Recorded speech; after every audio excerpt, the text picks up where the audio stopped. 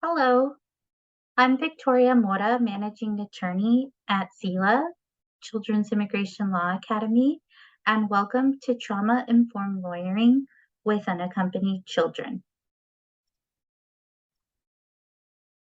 CELA is a project of the American Bar Association. We are a legal resource center and a capacity building organization. We believe that every child should have representation, and that's a primary reason we are doing this work.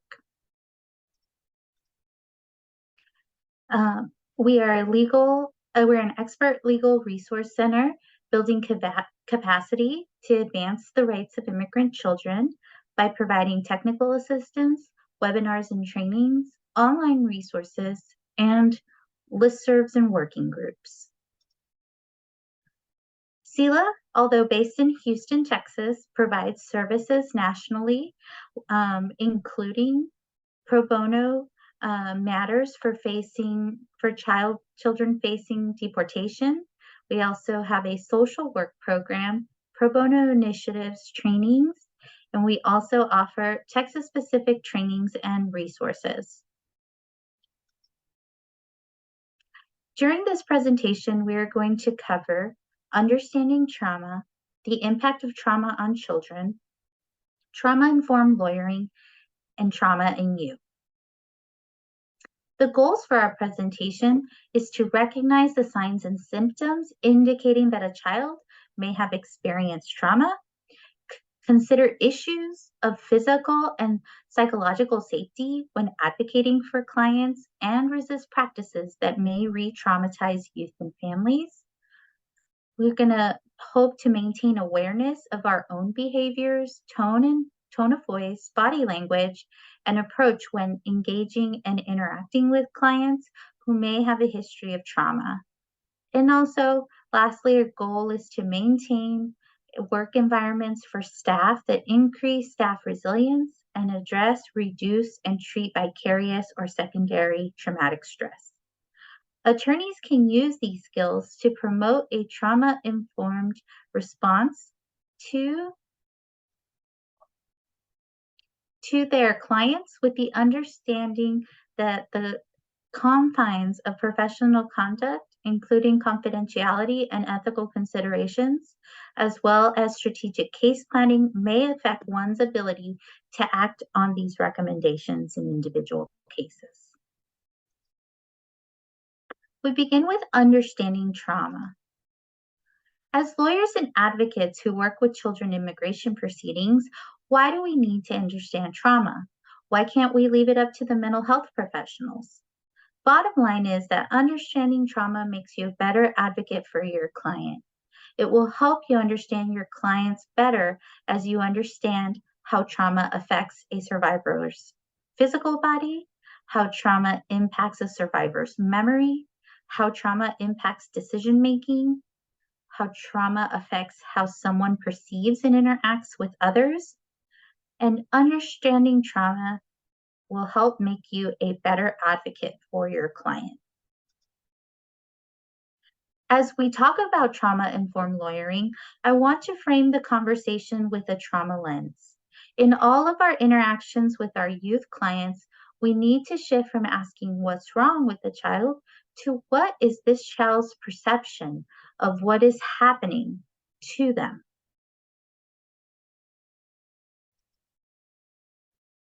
What is child trauma? Witnessing or experiencing an event that poses a real or perceived threat, and the event overwhelms the child's ability to cope. The impact of a potentially traumatic event is determined by both the objective nature of the event and the child's subjective response to it. Something that is traumatic for one child may not be traumatic for another. Situations that might be traumatic include physical or sexual abuse, abandonment, betrayal of trust, such as abuse by a caregiver, or neglect. It can also include the death or loss of a loved one, life-threatening illness in a caregiver, witnessing domestic abuse, automobile accidents or other serious accidents, bullying, life-threatening health conditions or painful medical procedures, witnessing or experiencing community violence, such as drive-by shootings, fights at school, robbery, and life-threatening natural disasters or acts or threats of terrorism. What is child traumatic grief? When someone important to the child dies in a sudden or violent manner, that is perceived as traumatic to the child. However, the child's trauma symptoms interfere with that child's ability to grieve. Grief is normal. However, traumatic grief may present itself with the following symptoms. They minimize or deny any experiences that led to this separation, negative belief about themselves or their parent, disruptive development, distrust of others, the system, or the world. It can also include being overly preoccupied with how the loved one died, reliving or reenacting the traumatic death, showing signs of emotional or behavioral distress when reminded of the loss. Any reminder of the person can bring back the traumatic memory of his or her death and related distress. So the child cannot mourn the deceased and may not be comforted by memories of happy times together. Symptoms of childhood traumatic grief can include being overly preoccupied with how a loved one died, reliving or reenacting the traumatic death, which may include eh, which may include play that incorporates themes related to the death, showing signs of emotional or behavioral distress when reminded of the loss, attempting to avoid physical reminders of the traumatic death, such as activities, places, or people related to the death, withdrawing, showing symptoms of emotional constriction or numbing.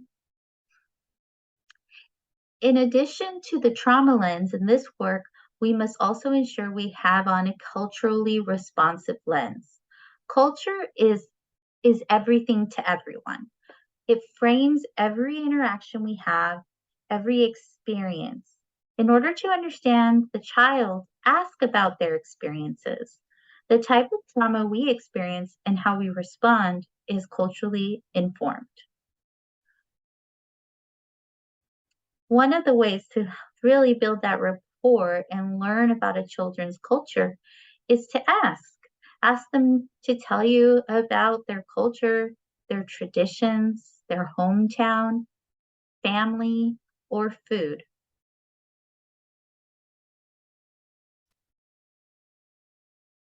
What do I mean by culture? Think about what culture means to you. Some key components of culture include shared beliefs, values, practices, customs, and social behavior. No one characteristic completely defines me or defines the clients I work with. No two people have the same experience. So while my client and I may have a shared experience in working on their case, we can also recognize there are individual differences. Social and cultural realities strongly influence children's risk for and experience of trauma. The necessity to respond to trauma is universal in terms of the psychological and social responses. Strong cultural identity and community family connections can enhance a child's resiliency. Cultural beliefs and values can help or hinder the child's reaction to trauma. For example, shame is a culturally universal response to child sexual abuse. But the victim's experience of shame and the way it is handled by others, including family members, varies with culture. Children from minority backgrounds are in an increased risk for trauma exposure and subsequent development of PTSD. LGBTQ adolescents contend with violence directed at them in response to suspicion about or declaration of their sexual orientation and gender identity. Immigrant and refugee families often face additional traumas and stressors, especially when they are undocumented. Children's families and communities' responses to trauma vary by group. There may even be a stigma surrounding mental health or asking for any help in general. In addition, there might also be a distrust of people who may communicate with them offering free services. It is such a privilege to work in this field.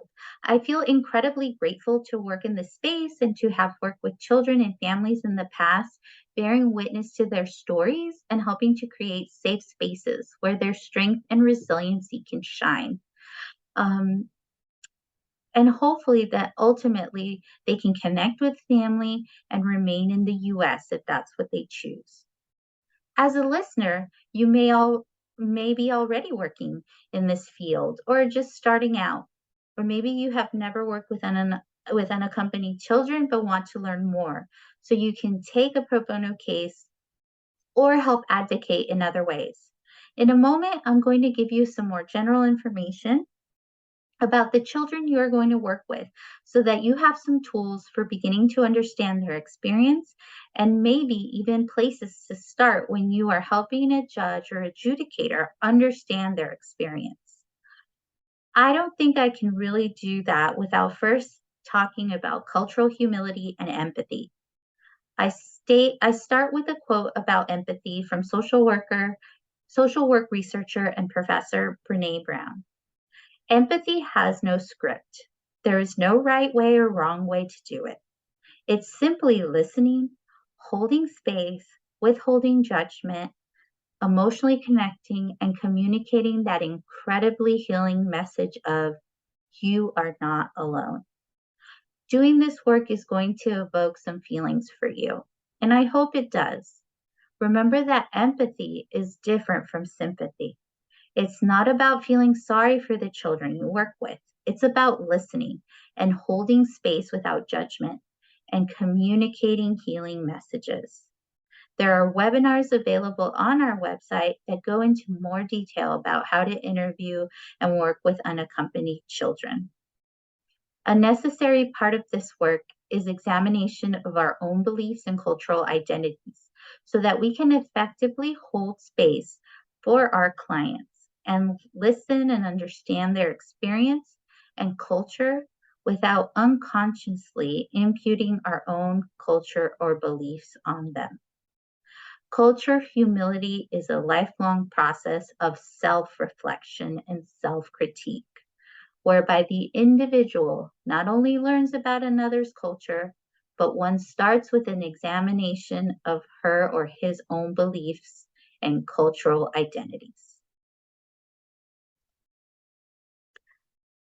The youth we work with must navigate many different systems at the same time.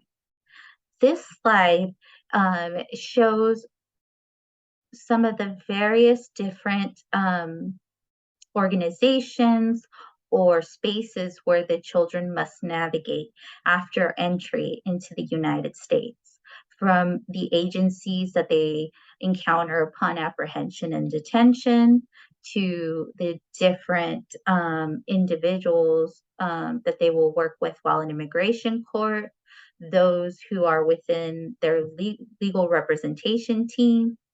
They have applications with USCIS. They will encounter several different people in different roles.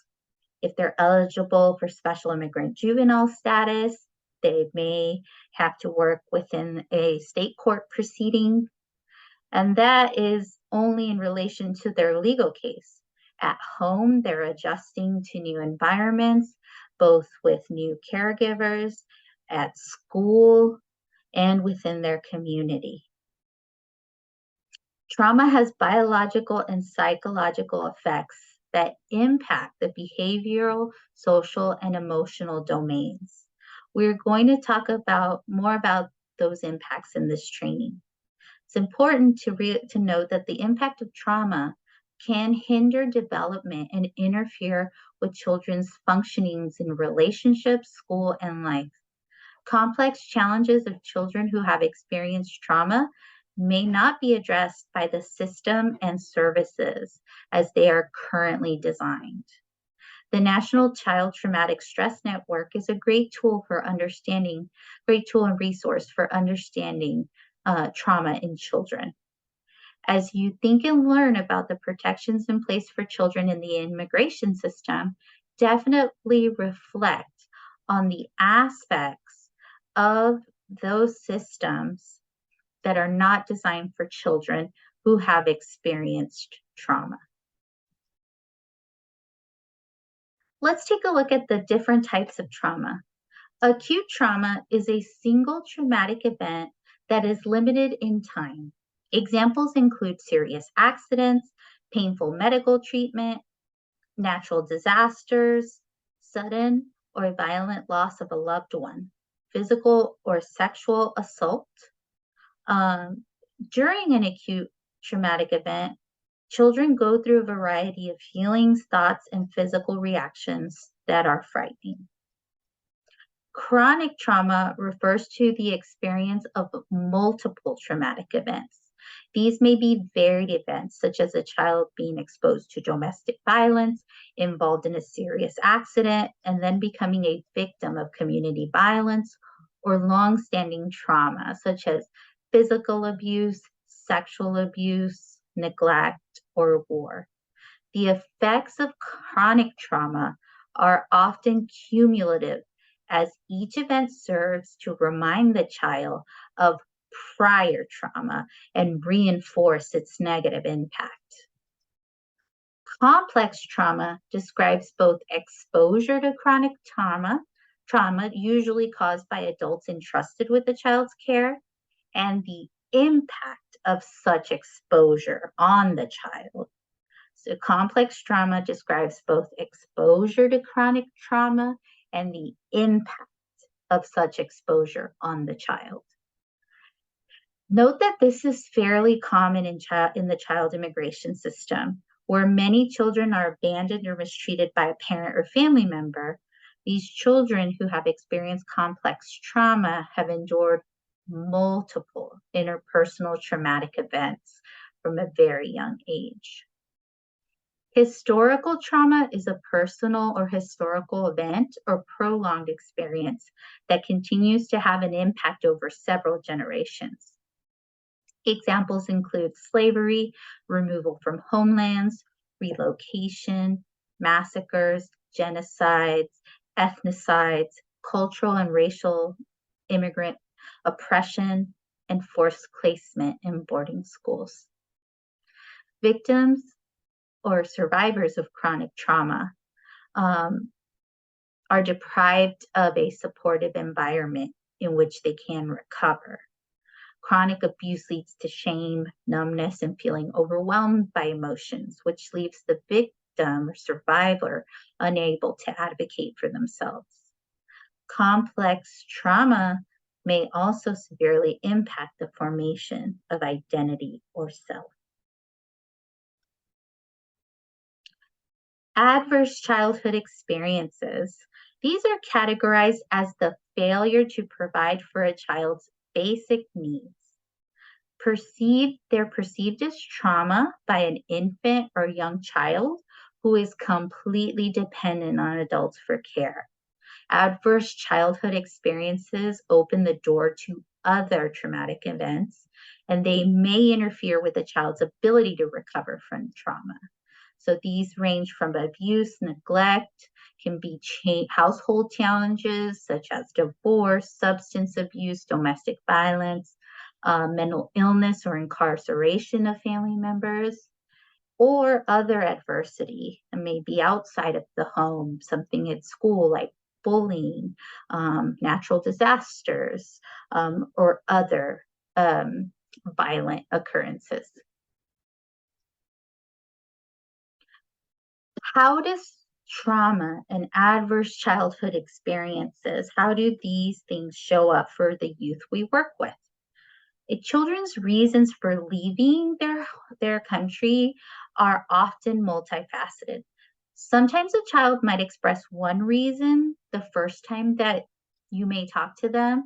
And as you build rapport with the child, they'll soon begin to share other reasons. So they might first tell you that they came to the US for opportunity, educational opportunities, employment opportunities, or to be with family.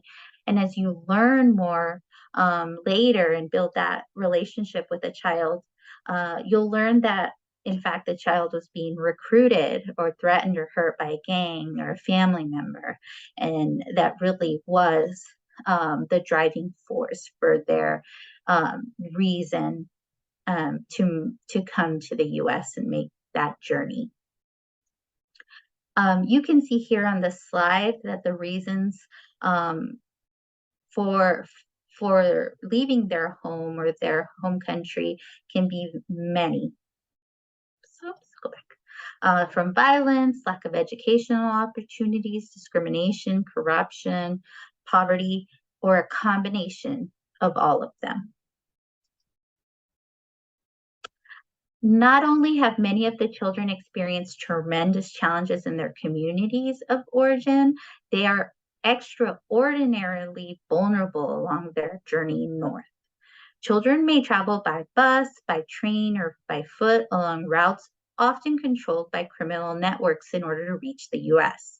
Migrating children may be exposed to high temperatures in the desert, experience disorientation, and risk potential separation from their group. They may witness the death or injury of others, either because by dehydration, fatigue, accidents, or by criminal actors. Those that ride on top of the northbound train, known as La Bestia, may fall off, causing serious injury or even death.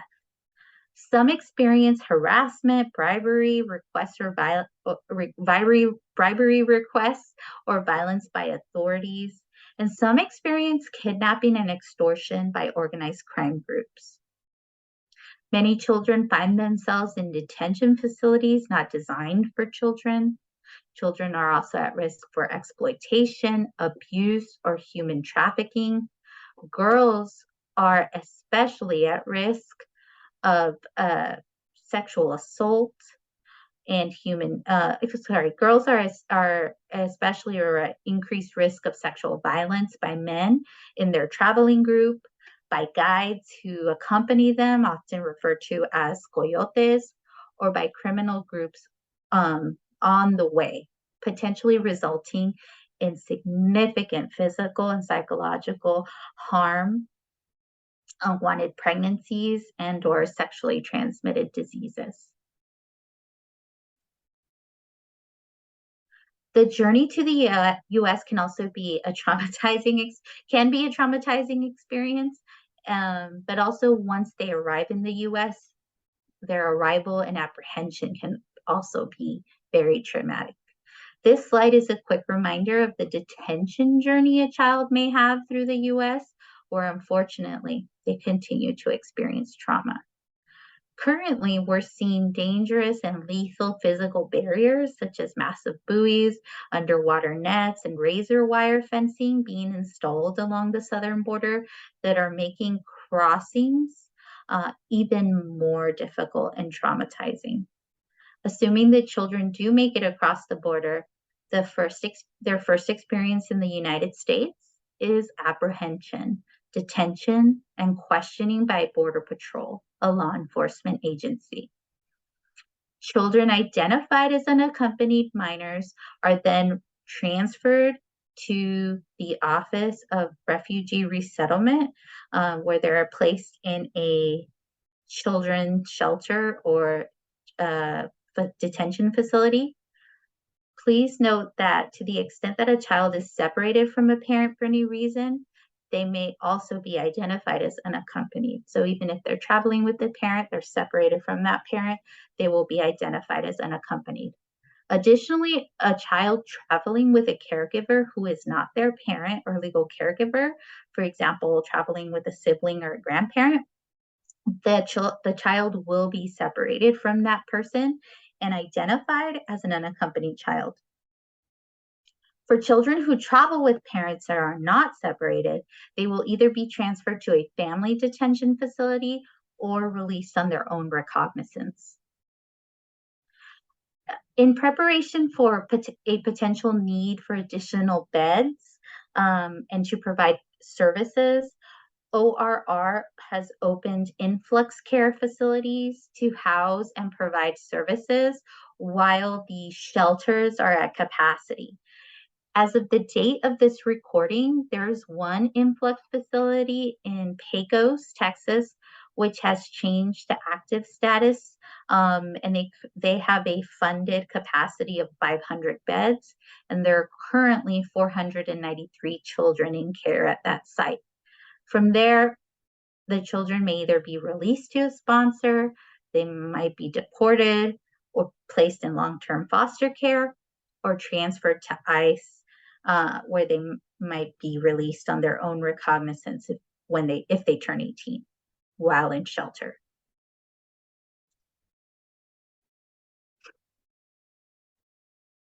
Okay. And then we talk about core stressors in the community.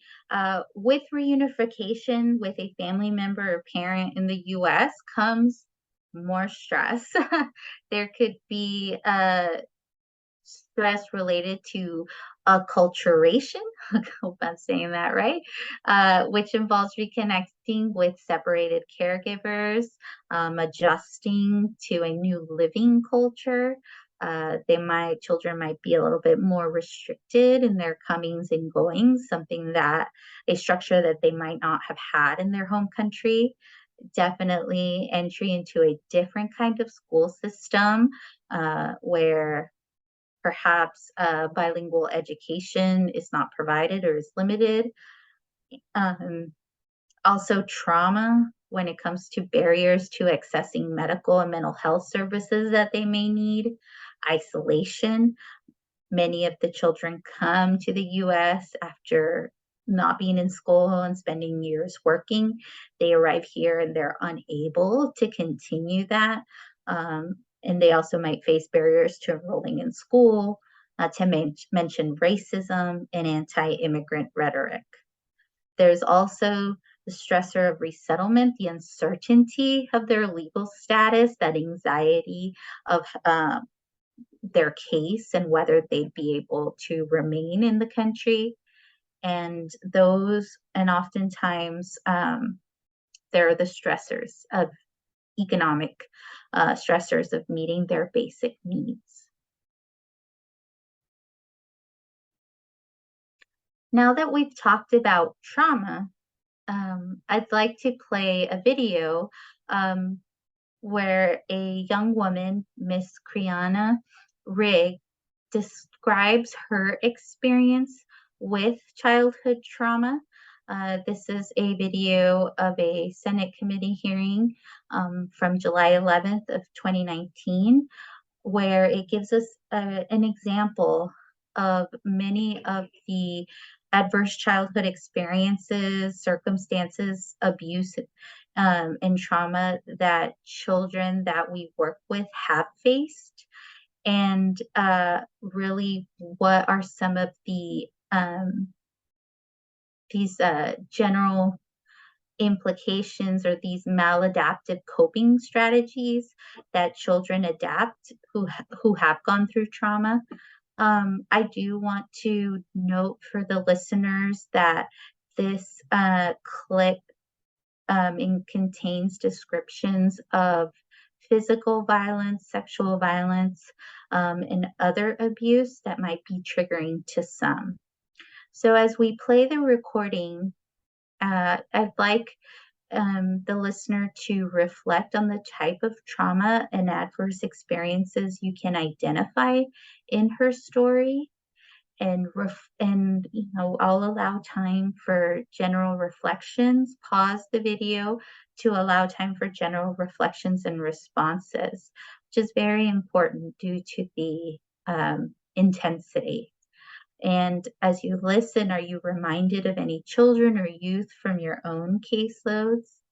And think about some of the maladaptive coping strategies described in the video by Ms. Rigg, and how these behaviors can be misunderstood when not using the trauma lens.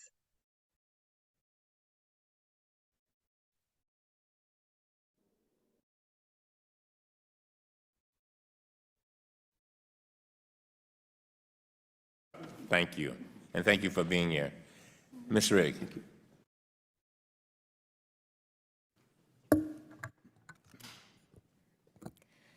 I would first like to thank Congressman Cummings and Ranking Member Jordan and the members of the House Committee on Oversight and Reform for this opportunity to speak about the lasting effects of childhood trauma. I am 28 years old and from Helena, Montana, where I have lived for most of my life. I am Portuguese, Filipino, and Hispanic. My family is all from the Hawaiian Islands and moved to the mainland before I was born in hopes to give my mother, who became pregnant with me at the age of 16, a fresh start and a chance at a better life. Both my grandmother and my mother are victims of abuse. Neither of them had ever received help or justice for their trauma. In fact, abuse became something that wasn't acknowledged in our family because it was considered normal, or the price you paid to be supported and have a place to live.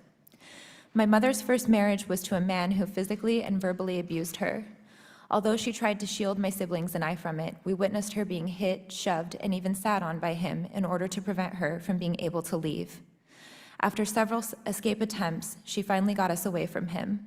I was 9 years old at the time, and we settled down in a new town where she met her second husband, Raul. Raul was kind to my mom and seemed to love my siblings and I. However, as I got older, he changed. I was 11 years old when Raul began abusing me. It started with him groping my body in a sexual way and pretending he mistook me for my mother. At the time, I didn't know that this was a form of sexual abuse, and I didn't know how to tell my mom. I didn't want to be the one to break up our family after all we had already been through. As the abuse continued, I began to distance myself from him, which made him lash out at me in violent ways. He once had beat me so badly that our neighbors had heard my screams and called the police. This was my first open case with the Department of Family Services. They came and took pictures of the bruises all over my body, and Raul was arrested, but unfortunately the case was closed and he was back in our home by the next week. By the time I was 12 years old, I was so depressed I had stopped eating and was beginning to self-harm. Still unable to tell my mom what was going on, she became worried and had me admitted into a children's hospital. There I was diagnosed with bipolar depression and heavily medicated for 3 months until I was behaving well enough to go home. I was released, and just before my 13th birthday, Raul raped me. This time I did tell my mom, and we went to the police. I was examined at a hospital, and Raul was arrested the next day. They found him with scratches all over his face and body, just as I had described, as I fought to be free. All of the evidence of what he had done was there, but he knew my mom could not live with herself knowing she had allowed me to get hurt. He knew she was vulnerable from the day that he met us, and he manipulated her once again into believing I was just a bad child, trying to ruin her happy life for my own selfish reasons. Eventually, she was in denial that he had ever done anything wrong, and I was taken by DFS and placed in group homes. I was on juvenile probation, and then I lived in foster care before being placed in the Florence Crittenton home for pregnant teens. I was 14 years old and 4 months pregnant when I arrived. It was at Florence Crittenton that I was finally treated for the traumatic experiences that I had survived. I attended therapy sessions, and I learned that more than half the girls living there at the time were also survivors of sexual and/or violent crimes. After my case had gone to trial and Raul was sentenced to prison, I was able to go back home with my mother. Everything had happened so fast, and now I had a baby to take care of. Mine, as well as my mother's mental health, was put on the back burner. We did what we knew best, and we moved forward. Raul was unable to hurt me anymore, but I still lived in fear every day. I had a hard time developing healthy relationships as an adult. I had major trust issues with every man that came into my life, including my third stepfather. I was 22 years old when I met my husband, Jason, and I was still having night terrors regularly. My husband would have to calm me down and help me back to sleep, and it took me years to be calm in my own house and not jump every time he walked up behind me. We are now raising 3 children together, and like any parent, I fear that the worst could happen to them. I try to have open conversations about abuse with them so that they can recognize it if they experience or witness it, and help them understand how they can tell someone. I am determined to end the cycle of abuse in my family with me. I am now involved in national advocacy work for young parents and survivors of adverse childhood experiences through National Crittenton. I have held group meetings at my local Crittenton agency where I share my story and give the participants a safe, judgment-free space to talk openly about their experiences, and I try to support them in their journey to healing. Looking back, I feel as though I slipped through the cracks in the agencies that are designed to protect children from trauma. I was labeled as a troubled youth when really I just needed someone to recognize I was being hurt. Sexual abuse is an epidemic in our nation. Studies have found that up to 89% of sexual abuse victims are female, and of all the females raped in the U.S., 41% are under the age of 18. For youth who are involved in the juvenile justice system, the girls' rate of sexual abuse is 4 times higher than the boys in juvenile justice, and the girls' rate of complex trauma is nearly twice as high. What Congress can do to help is make sure that schools, foster homes, group homes, and juvenile justice facilities provide services that support girls in healing from experiences that caused trauma they faced, and make a change from just looking at what we did and ask first, what happened to us? Hundreds of thousands of girls will and have faced similar experiences as I did, and they each deserve a chance to be valued, respected, and supported when asking for help and healing. They deserve a chance to live happy and healthy lives. Thank you for listening to my story. I hope it will provide insight to this subject and a sense of urgency to provide more resources to survivors of traumatic experiences. Thank you very much.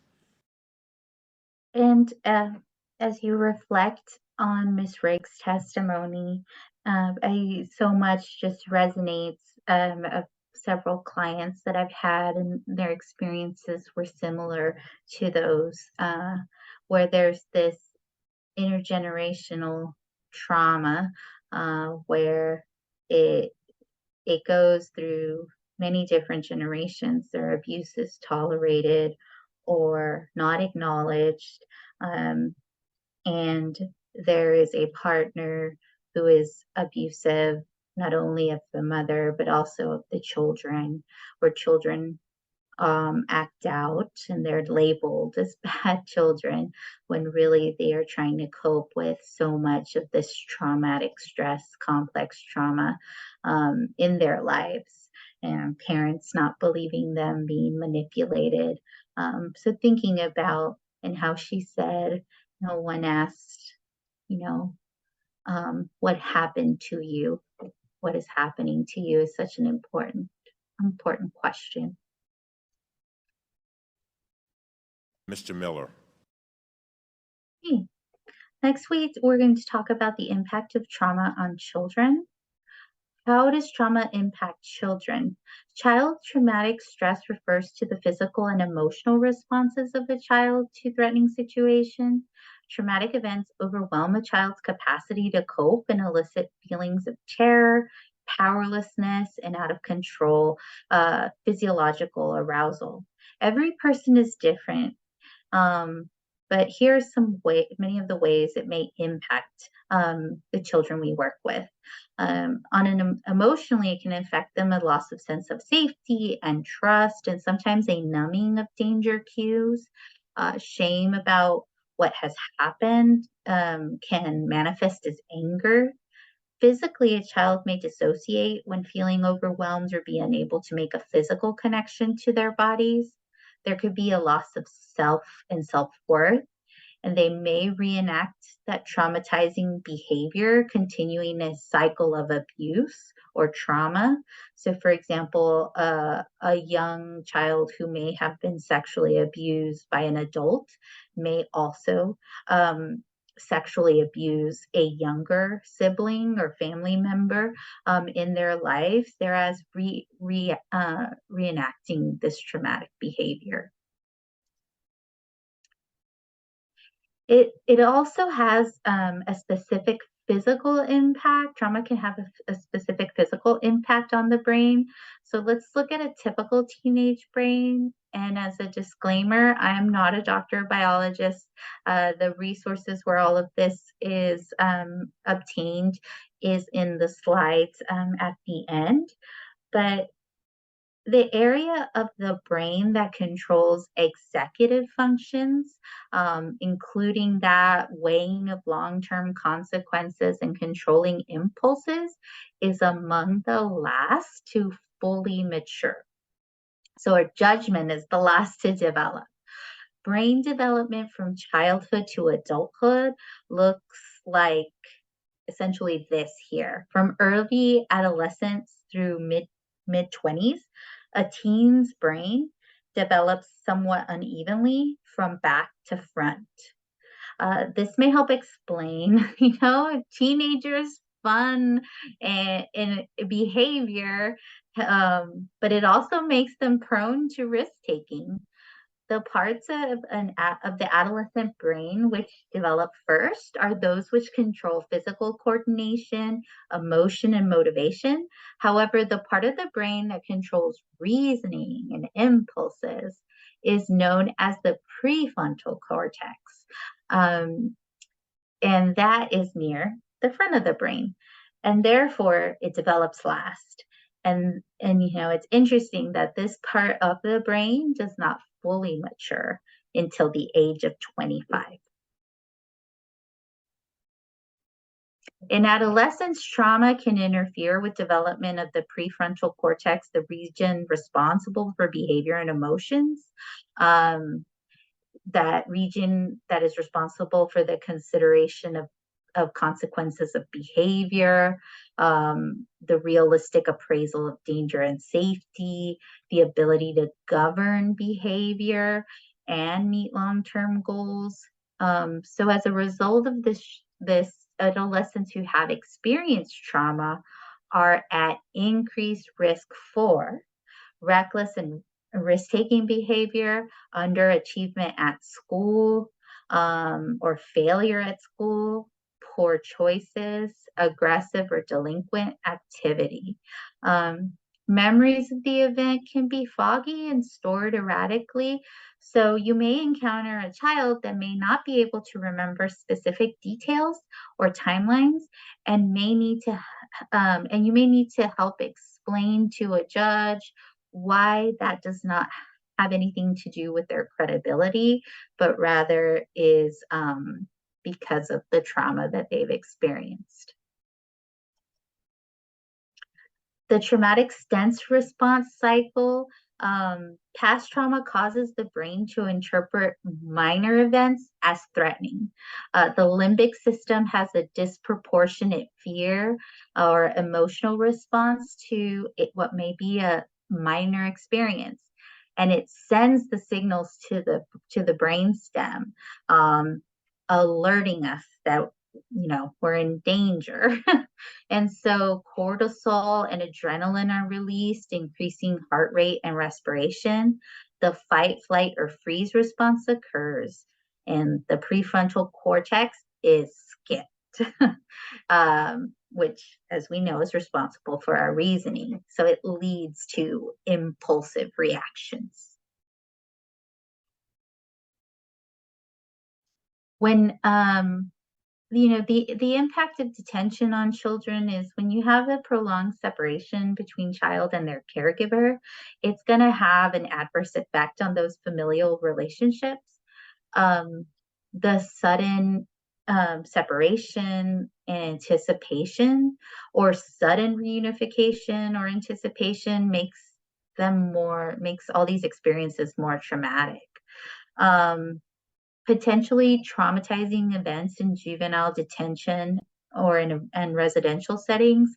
It can include seclusion, restraint, routine room confinements, strip searches and pat downs, placement on suicide watch. They can witness physical altercations. They'll be afraid of being attacked by other youth, in addition to being separated from their family and community. So, I encourage you to think about, how these things might affect someone that you're working with, who has been in detention, whether immigration detention or within the juvenile delinquency system. Think about how a sexually abused teenager might react to being strip searched, how their body will respond, and how physically abused youth might respond to being restrained by residential staff could lead to what they would consider acting out or aggression, but merely they're responding to that previous trauma. Children who have experienced chronic or complex trauma are often diagnosed with many of these disorders: PTSD, ADHD, oppositional defiant disorder, conduct disorders, bipolar, as Ms. Rigg mentioned that she was diagnosed with. And with these diagnoses can come medication, and in some circumstances it is extreme medication. um, and the diagnosis really generally do not capture the full extent of the developmental impact of trauma. They're just treating the symptoms, and oftentimes uh, they won't people won't realize that it's in fact a reaction to their trauma. And it leads the child to be withdrawn, aggressive, reckless, right? Um, and many children with these diagnoses do have a complex trauma history and leads to this overuse of psychotropic medication. Resilience with trauma treatment. So the good, resilience is the ability to overcome adversity and thrive in the face of risk. Neuroplasticity allows for the rewiring of neural connections through corrective relationships and experiences. So children who have experienced trauma can therefore develop resilience. We all have the ability to be in control of our mind's reactions. So that factors that increase this resilience are a strong relationship with at least one competent, caring adult, feeling connected to a positive mentor or role model, feeling a sense of control over one's life or over their case, or at least one aspect of their life, having a sense of belonging to community, group, or a cause bigger than oneself. And we always recommend having your client be assessed by a trauma-informed clinician, and which can differ from a forensic evaluation. We'll do a quick hypothetical. This is Osmin is a 17-year-old from El Salvador who you've been working with to file an asylum application. He fled his hometown because he was assaulted by gang members due to his sexual orientation.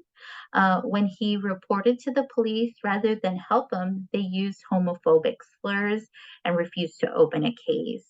His family kicked him out of the house, and he had nowhere to go. He fled the US and was eventually reunified with his mother in Dallas, whom he hasn't seen in 8 years. Okay? So you're working with Osmin and you schedule an appointment with him to work on his asylum application. You've reserved a room to meet with him and arranged for a Spanish interpreter to be present, along with your legal assistant or paralegal to help take notes. Fortunately, Osmin does not show. You call him and he says something came up, but you reschedule the appointment for later that week. 5 minutes before the hearing, he calls and says he can't find a ride. You're understandably frustrated, but what can you do, right? So looking at this through a trauma-informed lens, we ask, what happened? What are alternative explanations to just he doesn't respect your time, or maybe he's not invested in the case? If he's really not you get a sense, oh, well, he's not taking it seriously. So instead of thinking of that, what about some alternatives? Could it be that perhaps the thought of talking about what happened to him triggers that flight sensation, especially at the last minute, because he wants to avoid dealing with it? Ultimately his body and his mind can't get him there to your office. Looking at it through a cultural lens, what do you know about his personal cultural identity? If nothing, um, that's okay. What do you know about cultural roles in El Salvador? Perhaps there is a cultural component in which the child tells the adult or the attorney what they want to hear. So maybe he isn't available at the times that you've scheduled, but he, cultural is respecting the adults, and he says yes because he believes that's what you want to hear. Um, so that's another consideration. You can also, we can ask Osmin, maybe it could be something completely random. Could it be the formality of the office, or maybe the setting? Maybe it's the way you look or talk, where your office is located. Is it a smell or a memory that is triggered in the building? Perhaps it's nervousness walking by, or interacting with a security guard to get into the building. Could be something like that that triggers this trauma response. All right. So in this next section, we'll discuss tips for trauma-informed lawyering. You have an important role in helping children like Osmin overcome their traumatic experiences. And you're already doing a lot by participating in this training. Remember that most children and families involved in the child immigration system have been exposed to multiple traumatic events, right? From their life in home country, and all maybe perhaps the different households and experiences and facets of their life there, the journey here, following the detention, and then trying to get acclimated into life in the United States. Learn about the different types of trauma that can impact children and families. Seek information about the types of trauma and stressors that affect the children and families with whom you work.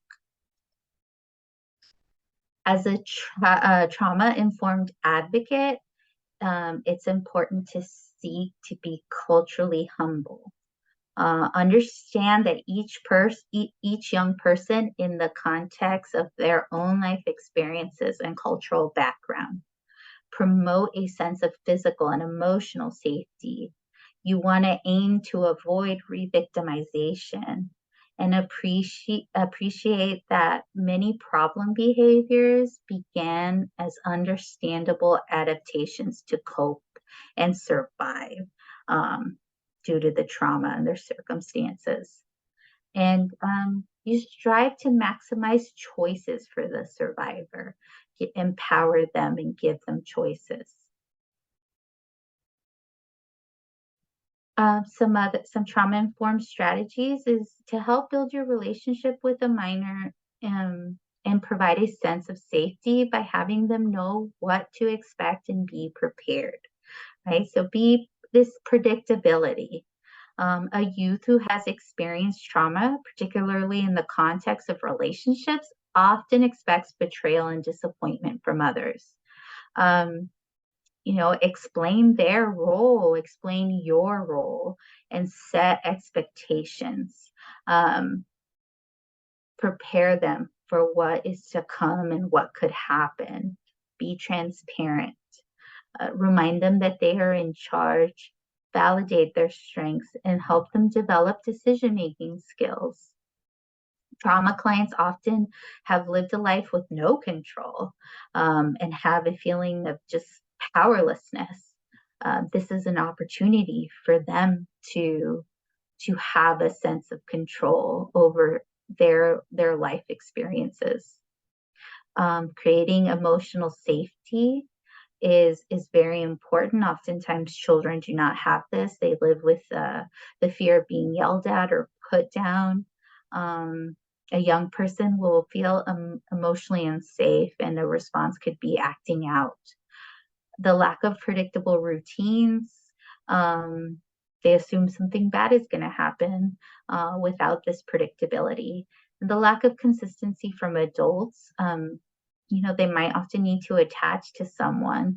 And if there is a shift perhaps and lawyers, it's important that there be a transition so the child understands a different person is in charge, and that there are consistent rules across these potential case transfers or shift in staff.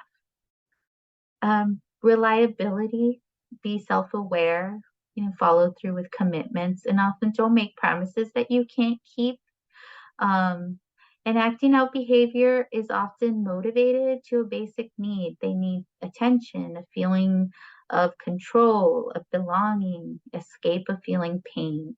So, like we talked about with Osmin, perhaps it's missing a meeting because they just want to avoid talking about trauma and the feelings associated with. Their brains aren't fully developed, so they don't often aren't thinking in the long term and making those decisions that are for long-term and future success. Look for critical mass of positive signals. And that means mental health providers won't probe on trauma until a child is ready.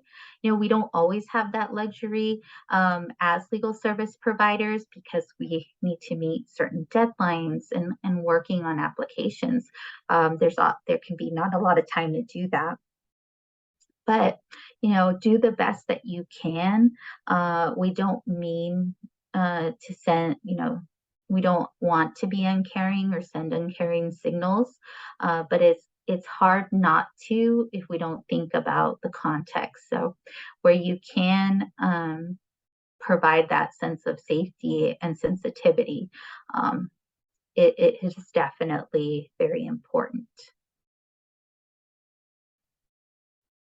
A child-friendly setting and child-friendly spaces, right? Where you want the children to open up to you, children and teenagers, is providing an environment that is welcoming, conducive to doing that.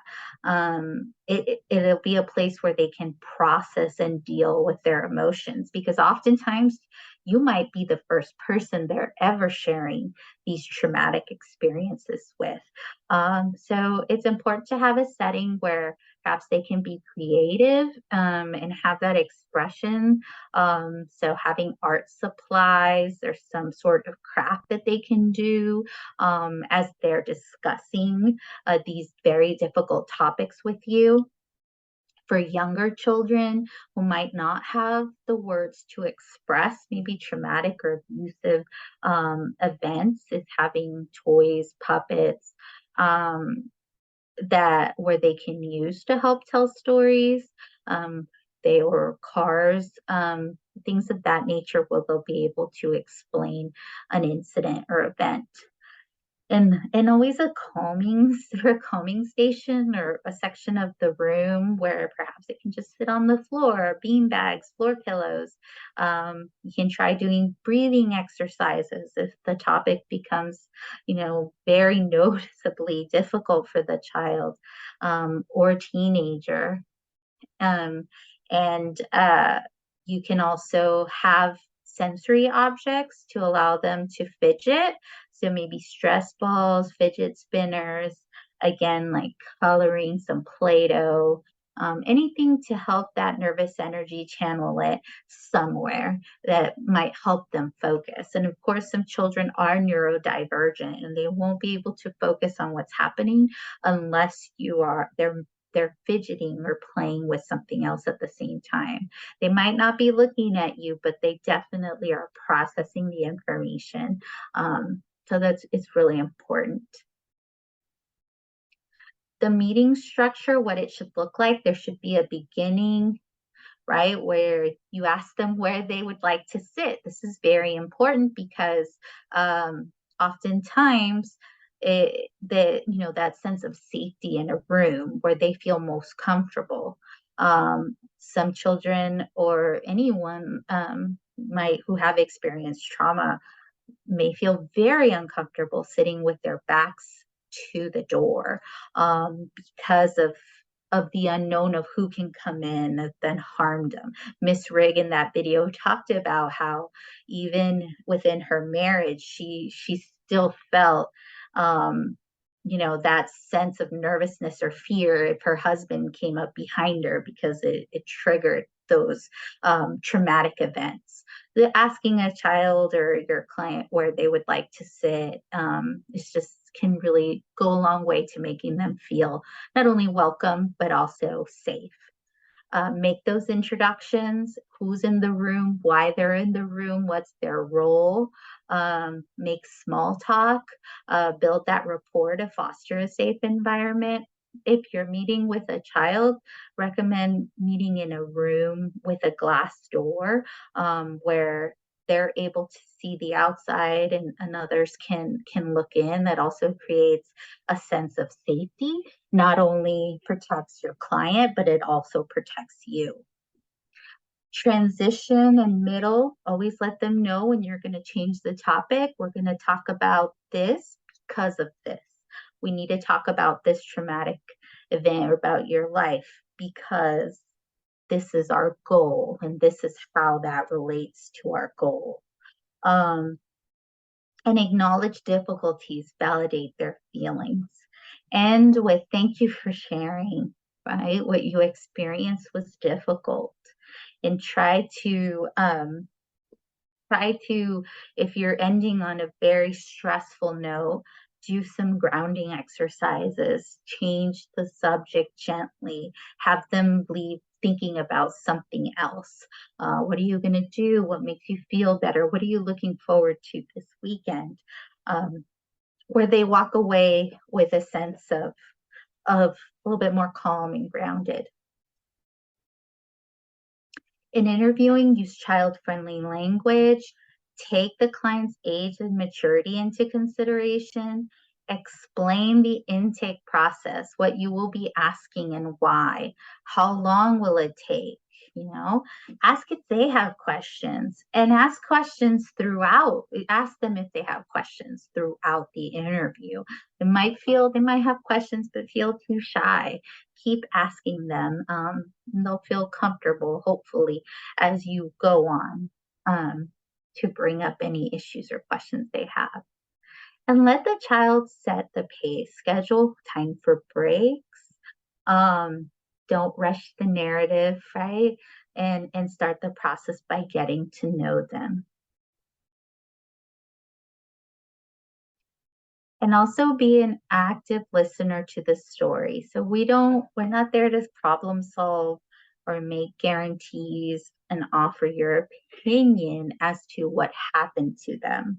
You can offer your legal opinion if you're a lawyer, but not necessarily about what they experienced and how they perceived their experience. That's not our place.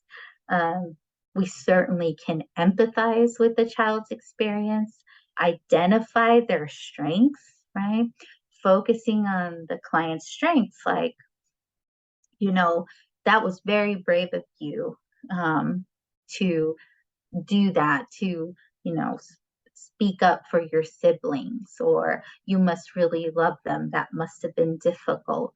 And how they are strong and how they have survived any trauma. Or maybe they're very proud of what they've done in school or their art.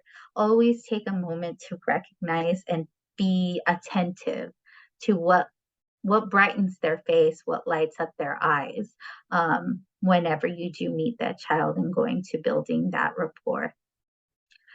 It's also important to assess your nonverbal behavior.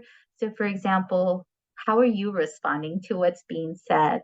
And are your physical responses somehow influencing how much they open up or say? It's always good to self-reflect. Am I looking away when they cry? Am I going to cry? And what are things, or how can I work on? What do I need to work on in order to foster a safer or more an open and safe environment for the child? Okay. And also going back to interview tips, when it comes to setting the meeting and taking into account, let them know, sometimes if they're hungry, if they're meeting with you after school, if you don't have snacks in the office, let them know they can bring snacks, they can bring food, because if they're tired after school or it's early morning, they don't have that sustenance to really be able to focus and be in that mind frame. Having healthy snacks available can also be very helpful.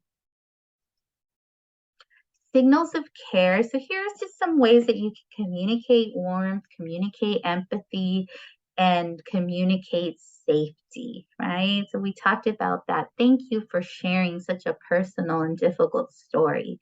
I can see that what you went through was hard, and it's okay to feel sad. Um, Also, we all want to know that it's not okay for someone to hurt us. Um, and we all, as humans, beings of this earth, deserve to be safe and not worry about somebody hurting us.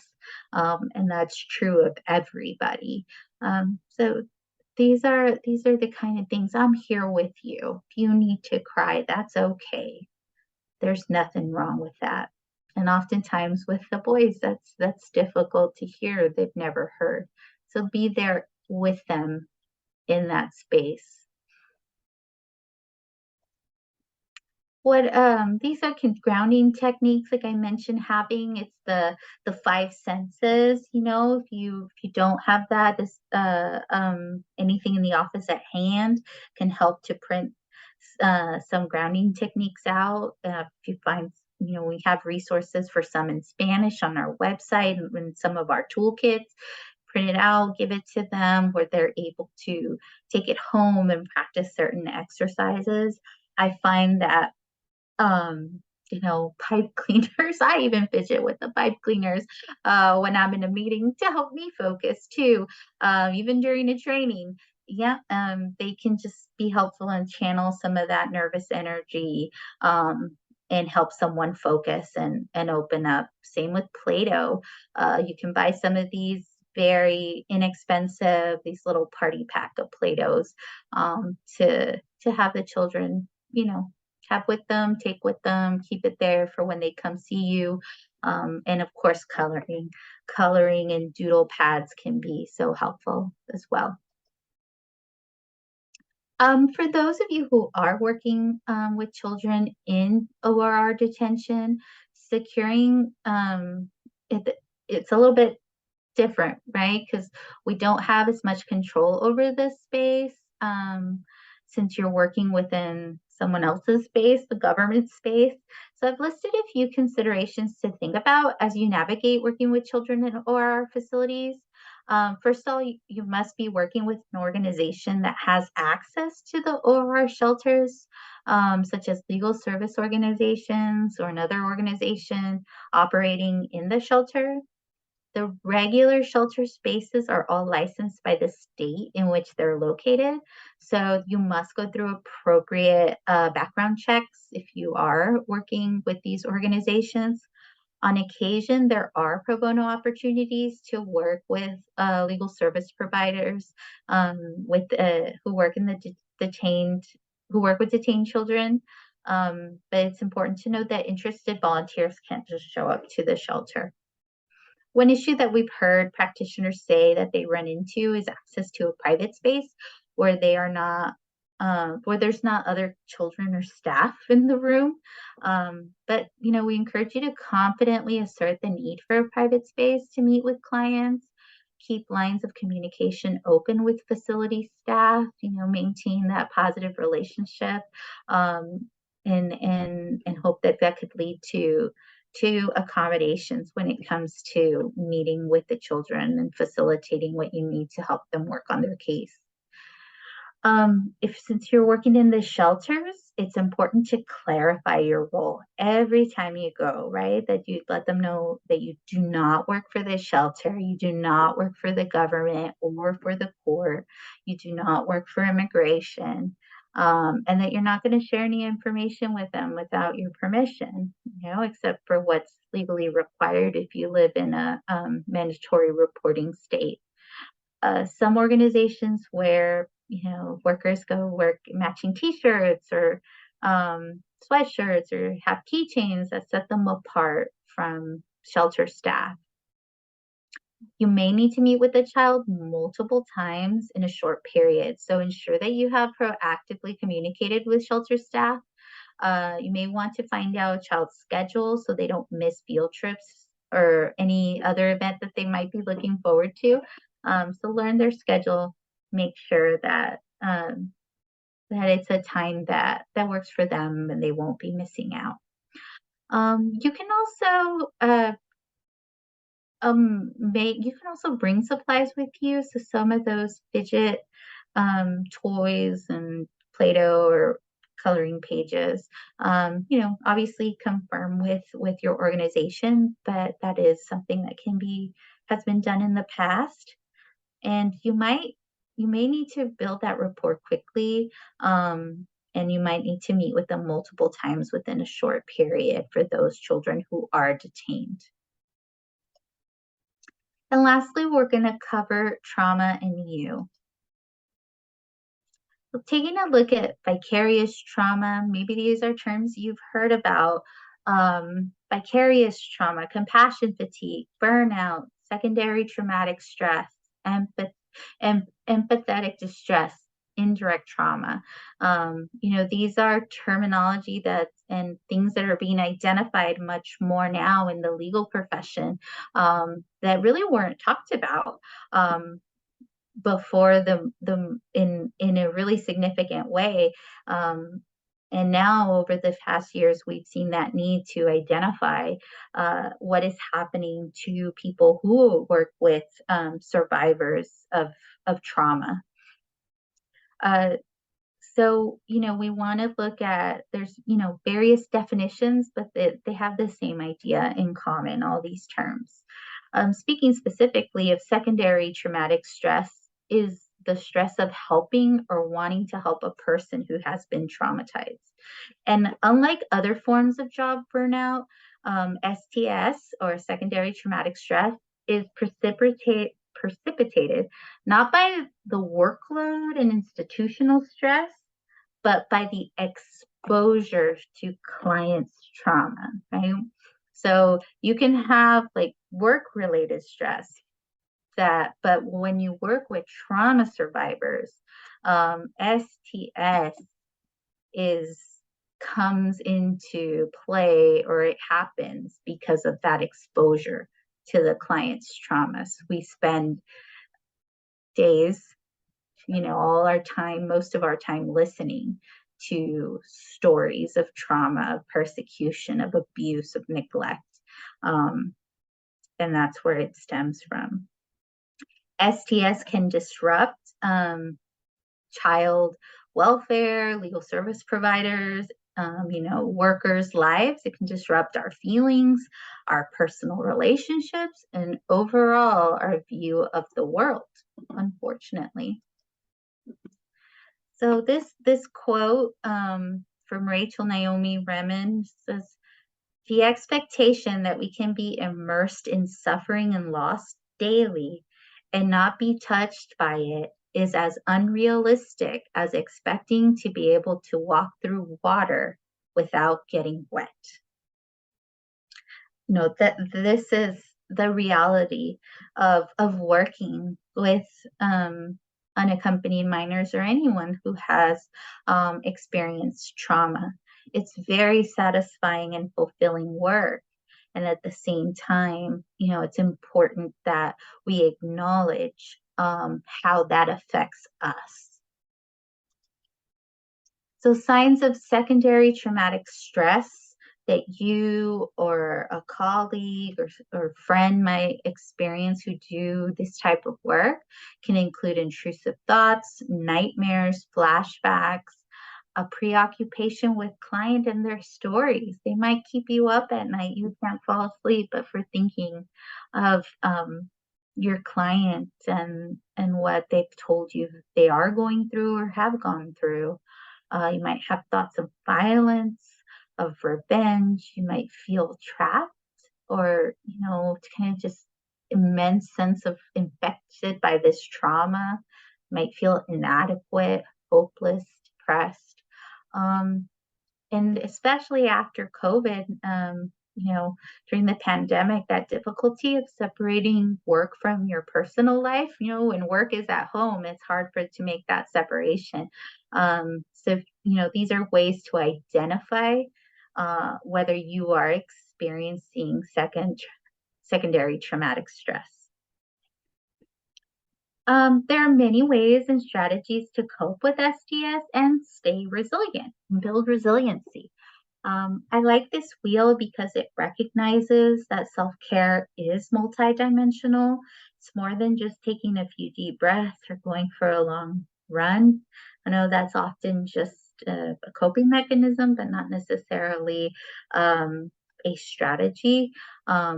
And there is a link to a blank self-care wheel at the end of the slides to this webpage where you can fill out this self-care wheel and reflect about the self-care that you already engage in and what you would like to do more of. Some resilience strategies: educate yourself about secondary traumatic stress and its effects, especially if you're new to this line of work and these are new terms to you. Really encourage you to be prepared, to think about how you might in your work be affected and how you can prepare for this and be able to identify these stressors and symptoms and signs, so you can properly and deal with them in a healthy way. Be preventative. What is your health self-care plan? Check in with yourself and check in with your coworkers, right? We do this work together. It's important to support each other and make sure that we are that you're supporting and getting that support from people who, they know what you're going through, what they're going through. Build those relationships. Recognize when you're getting close to burnout or compassion fatigue, and take that step back. Have open conversations with your supervisors or your team about, hey, I'm hitting a wall. Sorry, I don't know why my slides keep doing that. I'm hitting a wall. What is your capacity to be able to step in here for me? And I'll support you when you're at that stage. We're in this together, and we all have the goal of wanting to help our clients. So as an organization, think about ways you can do that together. And of course, consider therapy or support groups, whether they be outside of your organization or maybe advocating for beginning one in your org, either a peer support group or maybe one led by a professional. They are just incredibly valuable and can help you deal with the day-to-day stress. And we also, thinking about as organizational trauma, right? What cultural structure processes in your organization can be improved in order to respond to the stress, this secondary trauma symptoms, all of these things. What is it within your organization that is being done or not being done to build that resiliency and take mental health into consideration in your work? Right? So the system itself, it can be highly reactive in a traumatizing system, right? There's always going to be more cases and more intakes, but think about what systems can be put into place, especially if you're someone in a management or leadership position that can help with the burnout and minimize or mitigate a lot of this secondary trauma that practitioners are experiencing. It can be as simple as the way you organize your files, where somebody can just step in and take over. You don't have to figure out how one attorney organizes their case and what's going on and what's been filed. Having a standardized system across your program can really help with that shared workload and caseload and account for emergencies coming up. So really think about promoting systems that in implementing strategies that are designed to assist those working with children or any population that have a history of trauma.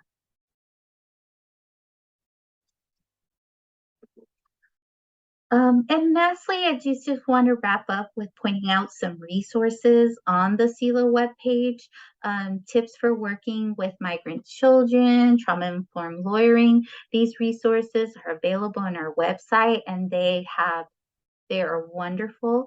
Many who have been put together by our social work team are wonderful social workers who have taken a lot of time and been so thoughtful about this topic of trauma-informed care, trauma-informed interviewing, mental health, and resiliency.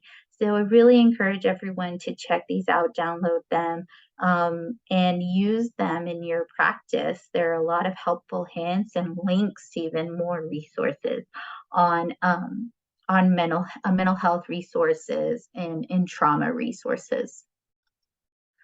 There's also toolkits specifically designed for sponsors, caregivers of the children, and also youth themselves, navigating reunification challenges. So we talked about how children come after being separated from a parent for a long time, and there's that, it's hard sometimes to be able to manage this reunification and learning to live with one another. So there is a toolkit that's available in English and Spanish that can perhaps be helpful for sponsors, and also a toolkit for navigating life in the U.S. There's so much that the youth we work with have to navigate with, from school, from their hearings, from work or getting an ID, so much that they have to navigate. And this toolkit provides a lot of resources for those who are seeking assistance. And that is also available in English and Spanish. We have the slides, and you're welcome to always request a PDF copy of these slides that include these links to a lot of the sources that that were cited in this presentation, and additional toolkits on our website. Oh, excuse me, on other websites. But for CELA, let me just go back here, and here's it for the password protected websites. You can find these resources under resources. It says additional resources, password protected, and the password is CELA help, all caps. And again, you can email us, ask for a copy of these slides, and you'll have the links to these additional trauma and self-care resources. Well, and stay in touch with us. If you're not already signed up for a newsletter, please do it. You can stay up to date on news and policy changes, new CELA resources, trainings, working groups, litigation updates, and community celebrations. Our monthly newsletter is packed with so much valuable information. So email us, go to our website, and we'll get you signed up. Here's some QR codes to follow us on social media, engage with us. We really want to hear from you, what you like, what you want to see more of. Always feel free to contact us and connect with us here, in addition to our website. Like I said, and a reminder, check out our resource library. We have resources for not just trauma-informed care, but legal forms of relief, litigation, just anything that you might need as you go through your practice of working with unaccompanied children. Join our listservs, join our working groups. We have several national working groups and a Texas-specific working group for SIJS. Reach out to us for technical assistance. We're happy to brainstorm issues, help you with strategies, or complicated issues. If you're in Texas and you have a state court SIJS issue, or you need help feel free to send us a technical assistance request for Texas state court issues as well. And we always have upcoming trainings coming up. Check out our website. It has a calendar, and just stay connected with us. Thank you again for participating in that. In this training. Oh, and lastly, we do have, if you're a pro bono attorney, you're interested in taking a case, so important, is to connect with us. We have a platform where cases are available, children in need of pro bono representation. We have a pro bono guide for working with children. So that is a major part also of SELA, where we want to really connect pro bono attorneys and encourage pro bono within the legal community. So check us out there. So thank you all so much for listening to this presentation. Hope you find it helpful. As always, feel free to contact SELA. I'm Victoria Mora. Thank you for being here with me. Goodbye.